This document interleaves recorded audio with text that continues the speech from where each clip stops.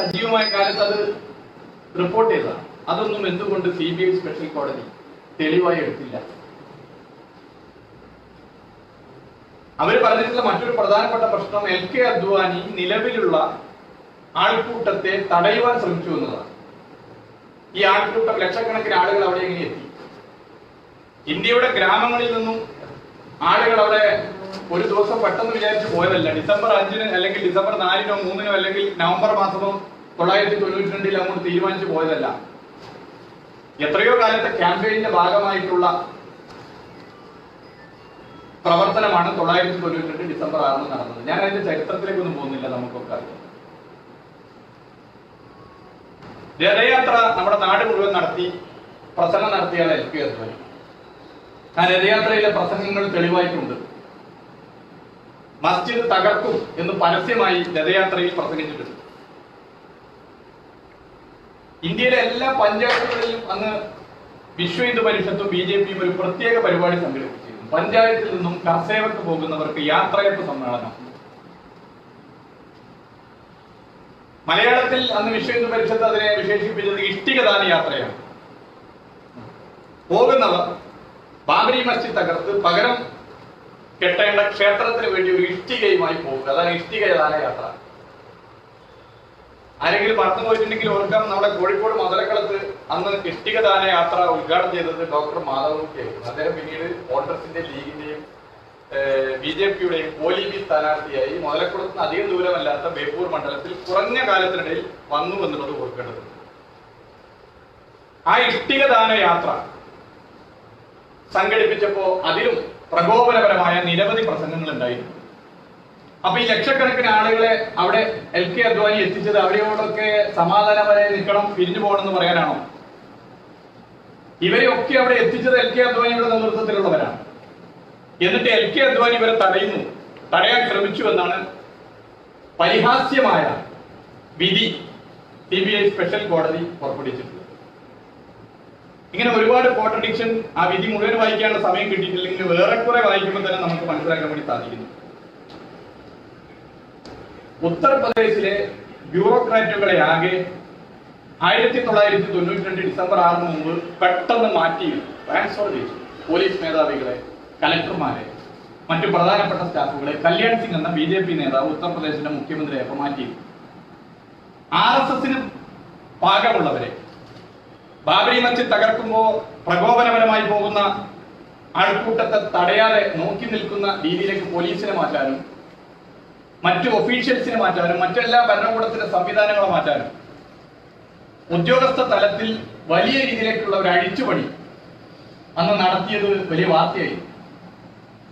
അത് തെളിവടക്കം CBI special കോടതി എന്തുകൊണ്ട് സ്വീകരിച്ചില്ല? കല്യാൺ സിംഗ് എന്ന ഭരണാധികാരി ഇതിൽ ഇടപെട്ട രീതിയെ കുറിച്ച് പ്രധാന തെളിവായി എന്തുകൊണ്ട് സ്വീകരിച്ചിട്ടില്ല?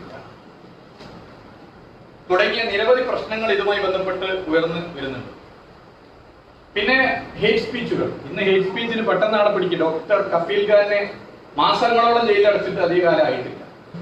അദ്ദേഹം നടത്തിയില്ല എന്ന് അദ്ദേഹം പറയുകയും തെളിവ് ഹാജരാക്കാൻ പറഞ്ഞ് തെളിവ് ഹാജരാക്കാൻ സാധിക്കുകയും ചെയ്യാത്ത ഒരു വിഷയത്തിലാണ് അദ്ദേഹത്തെ ഹേറ്റ് സ്പീച്ച് നടത്തിയെന്ന് പറഞ്ഞ് മോദി സർക്കാർ അകത്താക്കി. എന്നാൽ ഹേറ്റ് സ്പീച്ച് എല്ലാ നിലയിലും നടത്തി ഉമാഭാരതി ഇന്ന് രാവിലെ തന്നെ കോവിഡ് പോസിറ്റീവ് ആയതുകൊണ്ട് കോടതിയിൽ നേരിട്ട് ഹാജരാകാൻ സാധ്യമാകില്ല എന്ന് പറയുകയും തന്നെ ശിക്ഷിച്ചാൽ ജാമ്യമെടുക്കില്ല എന്ന് പരസ്യമായി പറയുകയും ചെയ്തത് ഞാനിവിടെ ഓർമ്മിപ്പിക്കുകയാണ്. അപ്പൊ താൻ നടത്തിയ പ്രകോപനപരമായ പ്രസംഗം തന്റെ വ്യക്തിപരമായ പ്രശ്നമല്ല, രാഷ്ട്രീയമായി തന്റെ പ്രസ്ഥാനം പറഞ്ഞതാണ് എന്ന് വളരെ വ്യക്തതയോടുകൂടി സ്ഥാപിക്കാൻ മറ്റൊരു തെളിവ് വേണം. അങ്ങനെ ഹേറ്റ് സ്പീച്ചുകൾ നിരവധി ഇതുമായി ബന്ധപ്പെട്ട് നടത്തി. LK അദ്വാനിയോട് മാത്രം 1050 ചോദ്യങ്ങളാണ് ചോദിച്ചത് എന്ന് ഇവിടെ ചൂണ്ടിക്കാട്ടി. 1050 ചോദ്യങ്ങൾ. ഇത്തരം ചോദ്യങ്ങൾ ചോദിച്ചിട്ടൊക്കെ പോകാൻ മാത്രം ജനങ്ങളെ തിരിച്ചു കൊണ്ടുപോകാൻ ഇടപെട്ട ഒരാള് തെറ്റ് ചെയ്തിട്ടുണ്ടോ? എന്നാ പിന്നെ അയാളോട് ഇത്രയധികം ചോദ്യം ചോദിക്കും. 600ഓളം രേഖകളും 360ഓളം സാക്ഷികളും പ്രോസിക്യൂഷൻ ഹാജരാക്കി എന്നാണ് പറയുന്നത്. അപ്പൊ ഇത് അനീതിയാണ് ഇതിൽ നടന്നിട്ടുള്ളത് എന്ന് DYFI പറയുക.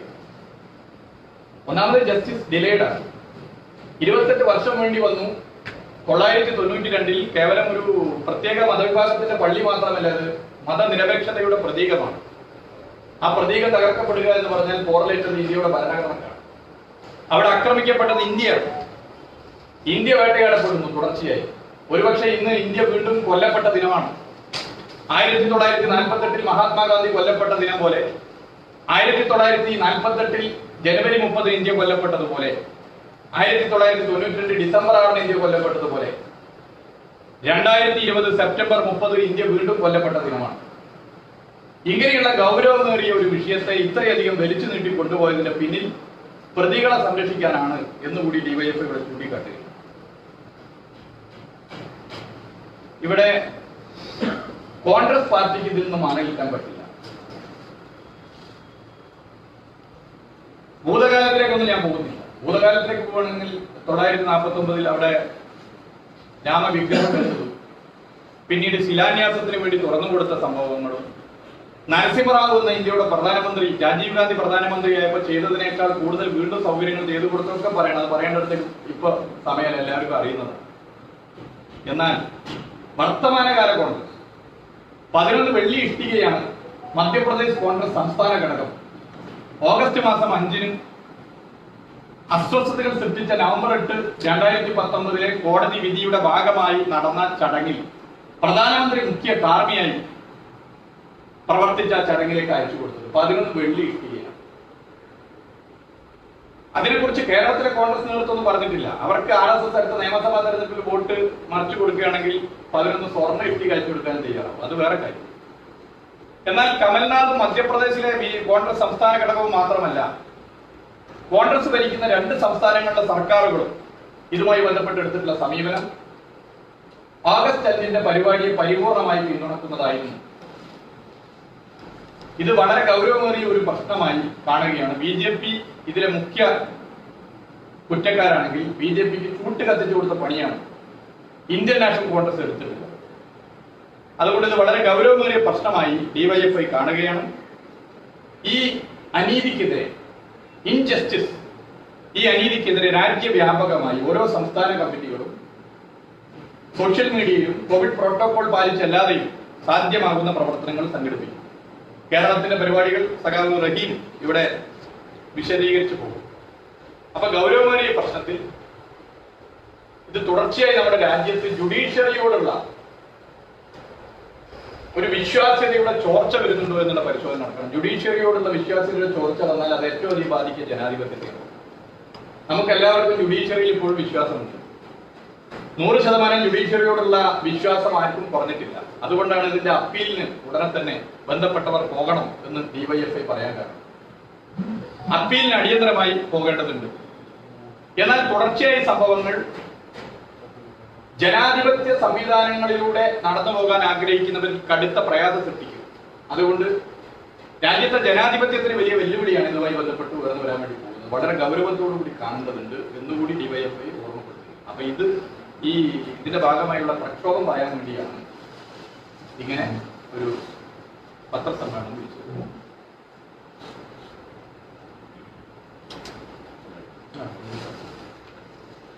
DYFIയുടെ അഖിലേന്ത്യാ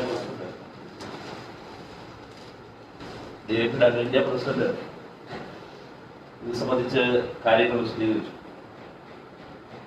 കേരളത്തിൽ DYFI ഈ സംഭവത്തിൽ ഈ നീതി നിഷേധത്തിൽ പ്രതിഷേധിച്ചുകൊണ്ട് വിപുലമായ പ്രചരണ പ്രവർത്തനങ്ങൾക്ക് നേതൃത്വം കൊടുക്കാൻ തീരുമാനിച്ചു. അഖിലേന്ത്യാ നേതൃത്വത്തിന്റെ തന്നെ നിർദ്ദേശപ്രകാരമാണ് രാജ്യവ്യാപകമായി വ്യത്യസ്ത തരത്തിലുള്ള പ്രതിഷേധങ്ങൾ ഉയർത്തിക്കൊണ്ടുവരാനാണ് സെൻട്രൽ കമ്മിറ്റി തീരുമാനിച്ചത്. കേരളത്തിൽ നാളെ ഇൻജസ്റ്റിസ്, അനീതി എന്ന പേരിൽ ഒരു ക്യാമ്പയിൻ DYFI സംഘടിപ്പിക്കുകയാണ്. അനീതി, ഇൻജസ്റ്റിസ് എന്ന.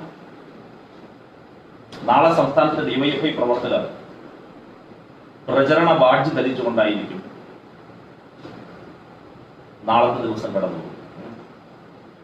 എല്ലാ യുവതീ യുവാക്കളെയും രാഷ്ട്രീയ ഭേദമന്യേ DYFI ഈ പ്രചരണത്തിന്റെ പ്രതിഷേധത്തിന്റെ ഭാഗമാകണമെന്ന് വിനീതമായി അഭ്യർത്ഥിക്കുകയാണ്. ഈ പ്രചരണത്തിൽ DYFI ഒരു കാര്യം കൂടി ഓർമ്മപ്പെടുത്തുന്നു. ഇത് അനീതിയാണ്, കോൺഗ്രസിനും ബി ജെ പിക്കും മാപ്പില്ല. ഇന്ത്യൻ ജനാധിപത്യത്തെയും ഇന്ത്യയുടെ മതനിരപേക്ഷതയെയും കുഴിച്ചുമൂടുന്ന ഈ വിധിയിലേക്ക് എത്തിച്ചേർന്നതിൽ കോൺഗ്രസിനും ബി ജെ പിക്കും മാപ്പ് നൽകാനാകില്ല എന്ന സന്ദേശമായിരിക്കും ഡിവൈഎഫ്ഐ പ്രചരണത്തിൽ ഉയർത്തിയിരിക്കുക. നാളെ വൈകുന്നേരം 5 മണിക്ക് എല്ലാ വീടുകളിലും പൊതുസ്ഥലങ്ങളിലും ലോക്ക്ഡൌൺ മാനദണ്ഡങ്ങൾ പാലിച്ചുകൊണ്ട് തന്നെ കോവിഡ് പ്രോട്ടോകോൾ പാലിച്ചുകൊണ്ട് തന്നെ പ്ലക്കാർഡുകൾ ഉയർത്തിപ്പിടിച്ച് പ്രതിഷേധിക്കും. വീടുകളിലും ഉണ്ടാകും, ജോലി സ്ഥലങ്ങളിൽ, പൊതുസ്ഥലങ്ങളിൽ, ഡിവൈഎഫ്ഐയുടെ വിവിധ ഓഫീസുകളിൽ ഒക്കെ ഉണ്ടാകും. സംസ്ഥാനത്ത് പ്രധാനമായും 1,00,000 കേന്ദ്രങ്ങളിൽ ഈ പ്രവർത്തനം നടക്കും. ഒരു യൂണിറ്റിൽ 4 കേന്ദ്രം എന്ന നിലയിലായിരിക്കും പരിപാടി പ്ലാൻ ചെയ്യുക. കുറച്ചാളുകളായിരിക്കും നിൽക്കുക. കോവിഡ് പ്രോട്ടോകോൾ പാലിച്ച് 5-6 സഖാക്കൾ മാത്രമായിരിക്കും ഓരോ കേന്ദ്രത്തിലും ഉണ്ടാവുക. പ്രത്യേകിച്ചും യൂണിറ്റ് കേന്ദ്രങ്ങളിലെ പരിപാടി. മറ്റുള്ള സ്ഥലങ്ങളിലെല്ലാം തന്നെ, നഗര കേന്ദ്രങ്ങളിലെല്ലാം തന്നെ വേണ്ടത്ര സാമൂഹ്യ അകലവും മാസ്കും എല്ലാം ഉറപ്പുവരുത്തിക്കൊണ്ടുള്ള പ്രോട്ടോകോൾ അതേപടി പാലിച്ചുകൊണ്ട് തന്നെ. എന്നാൽ അഖിലേന്ത്യാ അധ്യക്ഷനോട് പറഞ്ഞതുപോലെ ഇക്കാര്യത്തിൽ നമുക്ക് ഏതെങ്കിലും ഒരു തരത്തിൽ കാത്തു നിൽക്കാനാകാത്തതുമുള്ള ഒരു പ്രശ്നമുണ്ട്. അതുകൊണ്ട് പ്രതിഷേധം ഉയർത്തേണ്ടതുണ്ട് എന്നുള്ളതുകൊണ്ടാണ് നാളെ 1,00,000 കേന്ദ്രങ്ങളിൽ ഡിവൈഎഫ്ഐ പ്ലക്കാർഡുകൾ ഉയർത്തിപ്പിടിച്ച് ഈ പരിപാടി സംഘടിപ്പിക്കും. ഡിവൈഎഫ്ഐയുടെ കേരള ഘടകം നടത്തുന്ന ഈ പ്രക്ഷോഭത്തിൽ ഞങ്ങൾ രാഷ്ട്രീയ ഭേദമന്യേ എല്ലാവരെയും സ്വാഗതം ചെയ്യുകയാണ്. കോൺഗ്രസിലും കേരളത്തിലെ ലീഗിലുമെല്ലാം പ്രവർത്തിച്ചുകൊണ്ടിരിക്കുന്ന ചെറുപ്പക്കാരുണ്ട്. അവർ മതനിരപേക്ഷതയുടെ പ്രതീക്ഷ വയ്ക്കുന്നവരാണെങ്കിൽ, ഇന്ത്യയുടെ മതനിരപേക്ഷത ഇഷ്ടപ്പെടുന്നവരാണെങ്കിൽ ഞങ്ങൾ അവരെ കോൺഗ്രസ് ലീഗ് ബന്ധം ഉപേക്ഷിച്ച് ഡിവൈഎഫ്ഐയിലേക്ക് സ്വാഗതം ചെയ്യുകയാണ്. തീവ്രവർഗീയതയ്ക്കെതിരെ ശക്തമായ മതനിരപേക്ഷ നിലപാടെടുത്ത് നിൽക്കാൻ ഡിവൈഎഫ്ഐ അവരെ സ്വാഗതം ചെയ്യുന്നു. നാളത്തെ പ്രതിഷേധ പരിപാടിയിൽ ഡിവൈഎഫ്ഐ പ്രഖ്യാപിക്കുന്ന ഈ പ്രക്ഷോഭത്തിൽ സംസ്ഥാനത്തെ എല്ലാ വിഭാഗം ആളുകളെയും ഡിവൈഎഫ്ഐ സ്നേഹപൂർവ്വം ക്ഷണിക്കുകയാണ്.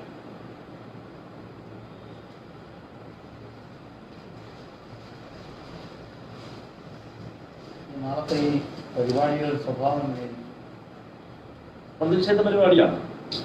ഇപ്പോൾ അഖിലേന്ത്യാ നേതൃത്വം തന്നെ പറഞ്ഞിരിക്കുന്നത് ഓരോ സംസ്ഥാനത്തും തനതായ പരിപാടികൾ പ്ലാൻ ചെയ്യാനാണ്. അങ്ങനെയാണ് ഞങ്ങളിവിടെ ഇത്തരത്തിലൊരു പരിപാടി വളരെ വേഗതയിൽ ആലോചിച്ച് പരിപാടി പ്ലാൻ ചെയ്തു. ഞങ്ങൾ സോഷ്യൽ മീഡിയയിൽ ഇപ്പോൾ തന്നെ വൈകുന്നേരം മുതൽ തന്നെ ആ ക്യാമ്പയിൻ സ്റ്റാർട്ട് ചെയ്യും.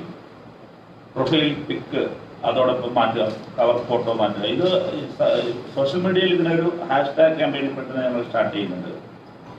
നാളെ എല്ലാവരും ഡിവൈഎഫ്ഐ പ്രവർത്തകർ ഇതിന്റെ പ്രചരണ ബാഡ്ജ് പിടിച്ചുകൊണ്ടായിരിക്കും. ഇൻജസ്റ്റിസ്, കോൺഗ്രസിനും ബി ജെ പിക്കും മാപ്പില്ല എന്ന പ്രതിഷേധ പ്രചരണ ബാഡ്ജ് ധരിച്ചുകൊണ്ടായിരിക്കും കേരളത്തിലെ മുഴുവൻ ഡിവൈഎഫ്ഐ പ്രവർത്തകർ നാളത്തെ ഒരു ദിവസം കടന്നു പോകുക. പ്ലക്കാർഡുമായിട്ടുള്ള പരിപാടി വൈകുന്നേരം 5 മണിക്കാണ്. അതെല്ലാം നഗരകേന്ദ്രങ്ങളിലും ഉണ്ടാകും. കേരളത്തിലെ നഗരകേന്ദ്രങ്ങളിൽ വിപുലമായി തന്നെ ശ്രദ്ധിക്കപ്പെടുന്ന നിലയിൽ കോവിഡ് പ്രോട്ടോകോൾ പാലിച്ചുകൊണ്ടായിരിക്കും ഈ പരിപാടി സംഘടിപ്പിക്കുക.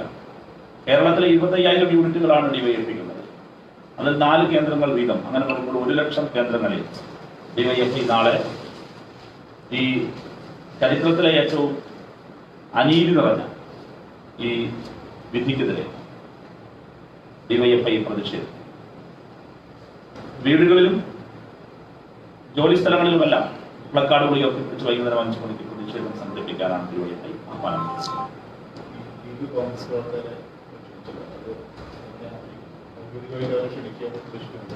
അല്ലല്ല, ഇപ്പോ CAA വിരുദ്ധ സമരത്തിന്റെ സമയത്ത് ഒരുപാട് ഈ വ്യത്യസ്ത രാഷ്ട്രീയ പാർട്ടികളിൽപ്പെട്ടവർ കേരളത്തിൽ ഡിവൈഎഫ്ഐയുടെ മൂവ്മെന്റുകൾക്ക് ഉണ്ടായിരുന്നു.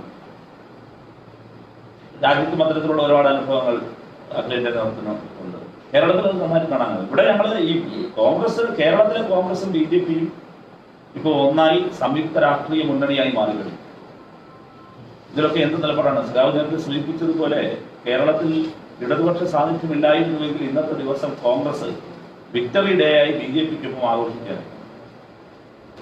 ഒന്നായി മാറിയില്ലേ? മഹാരാഷ്ട്ര, മധ്യപ്രദേശിലെ കോൺഗ്രസ് ആസ്ഥാനത്തിന്റെ കാര്യം അവിടെ സൂചിപ്പിച്ചില്ലേ? അവരുടെ നീക്കങ്ങൾ പറഞ്ഞില്ലേ?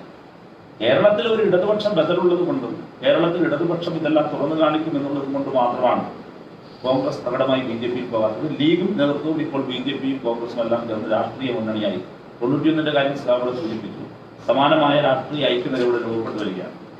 അപ്പോ പള്ളി പൊളിച്ച BJP-ക്ക് അന്ന് എല്ലാ സഹായവും ചെയ്തു കൊടുത്തത് കോൺഗ്രസ് ആണ്. യഥാർത്ഥത്തിൽ കാലങ്ങളൊന്നുമില്ലാതെ കൃത്യമായി CBI അന്വേഷണം നടത്തിയിരുന്നുവെങ്കിൽ, കോൺഗ്രസ് അന്വേഷണം നടത്തിയിരുന്നുവെങ്കിൽ നീതി ലഭിക്കാനേ. അപ്പോൾ ഇത്രയധികം ജസ്റ്റിസ് ഡിലേ ആക്കിയത്, ജസ്റ്റിസ് ഡിനേ ചെയ്തതിൽ ഒക്കെ കോൺഗ്രസിന് കൃത്യമായ പങ്കുണ്ട്. ആ കോൺഗ്രസിനോടൊപ്പം ഇനിയും നിൽക്കാൻ മതനിരപേക്ഷ മനസ്സുള്ള യൗവനങ്ങൾക്ക് സാധിക്കുമോ എന്ന ചോദ്യമാണ് ഡിബേറ്റ് ചെയ്തത്.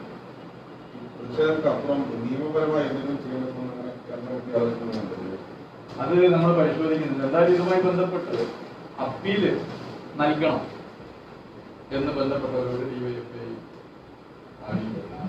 മറ്റ് എന്ത് രീതിയിലാണ് ഈ അനീതിക്കെതിരെ നിയമപരമായി പോരാടാൻ പറ്റുക, അതിന് സാധ്യമാകുന്ന എല്ലാവരുമാണ് കൈകൊടുക്കാൻ നമ്മൾ ചെയ്യാറ് ദേശീയ അടിസ്ഥാനത്തിൽ. ഇത് അനീതിയാണ്. ഇതിനെതിരെ നിയമപരമായ ഫൈറ്റും, കാരണം ജുഡീഷ്യറിയുടെ വിശ്വാസ്യത 100% തകരാൻ വേണ്ടി പാടില്ല. ജനാധിപത്യ സംവിധാനം തന്നെ പിന്നെ വലിയ അപകടത്തിലാണ്. അപ്പോ ലീഗൽ ഫൈറ്റ് ഏതൊക്കെ രീതിയിൽ നടത്താൻ പറ്റുമോ എന്നുള്ളത് കൂട്ടിയോജിപ്പിക്കാനാവുന്ന എല്ലാവരും കൂട്ടിയോജിപ്പിച്ച് സാധ്യമാകുന്ന എല്ലാ വഴികളും DYFI തേടുകയും മുന്നോട്ട് പോവുകയും.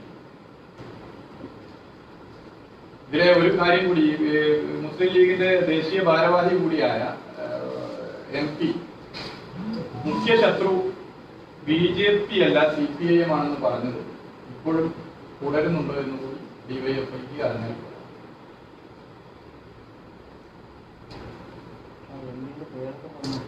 MP PK കുഞ്ഞാലിക്കുട്ടി, അതിപ്പോ പേരിപ്പോ പ്രത്യേകിച്ച്.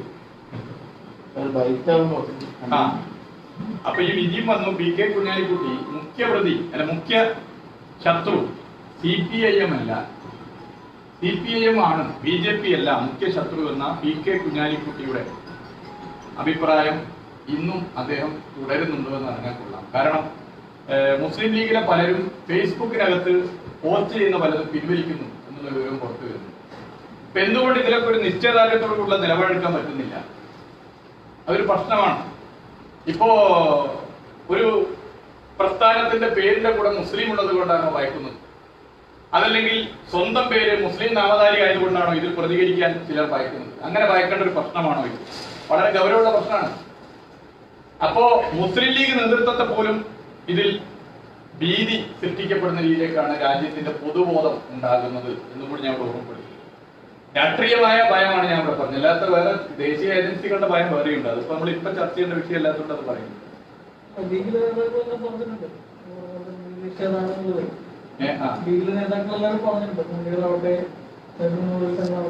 അല്ല, അത് നിങ്ങളൊന്ന് പരിശോധിച്ച് നോക്കുക. ഫേസ്ബുക്കിൽ ആരെങ്കിലും പോസ്റ്റ് ഇട്ടിട്ട് പോസ്റ്റ് പിൻവലിച്ചിട്ടുണ്ടോ എന്നുള്ളതൊക്കെ നിങ്ങൾ പരിശോധിച്ച് നോക്കേണ്ട കാര്യം.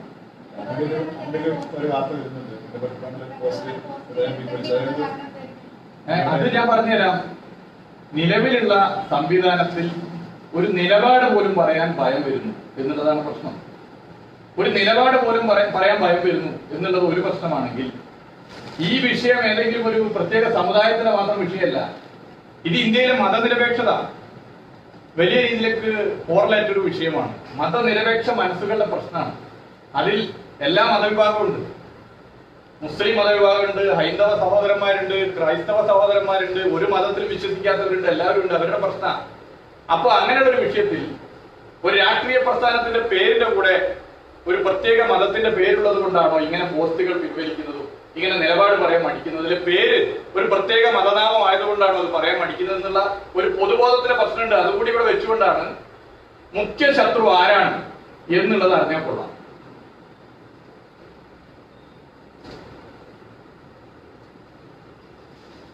ഓക്കെ.